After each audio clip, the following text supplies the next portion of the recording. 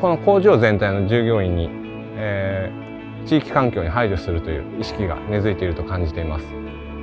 エネルギーは効率よく使用するですとか、廃棄物の量を減らす、それから地球環境に良くないものは使用しないということが挙げられると思います。工場では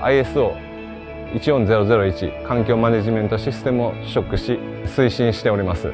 例えば太陽光パネルを設置し、自然エネルギーにより発電した電力を地域に還元しています。最大の特徴はこの工場が使用する水を一切外部に出さないことです。工場周辺の緑、野生動物、この地域周辺のみんなの環境に影響を与えないようにするため、この排水リサイクルシステムを準備してもらいました。地域環境保護にも努めております。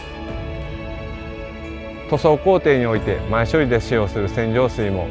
再生処理して繰り返し使用します。作業者の手の洗浄などによる浄水は雑排水としてトイレの水洗フラッシュとして利用しています。この排水リサイクルシステムのおかげで、私たち地域のみんなはこれまで同様安心して川の水を農業用水として利用できます。地域の環境を保全するためにとても重要な設備です。会社の方はもちろんなんですけれども、私の地域の方でもやはり分別とかそういった意識というのは地域住民の皆様に周知して取り組んでいる内容かと思います。ちょっと私個人的なところでいきましたら、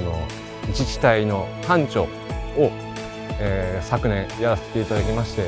その中でゴミの捨て場の当番っていうのがあるんですね。毎朝捨てる時間に立ち番をしてちゃんと分別ができているかっていう確認をしているんですけども、やはりそういった意識を持って取り組んでいくことが大切なのかなと感じています。やはりこの工場から学んだことっていうのもたくさんありますし、こういうふうに自然豊かなところにそびえ立っている工場になりますんで、この環境を守っていくっていうのは私たちに与えられた使命かなと感じてますんで、排水処理施設にしても後続のものに引き継いでいくということ、環境面での大切さっていうのを伝えていくことが大切なのかなと感じています。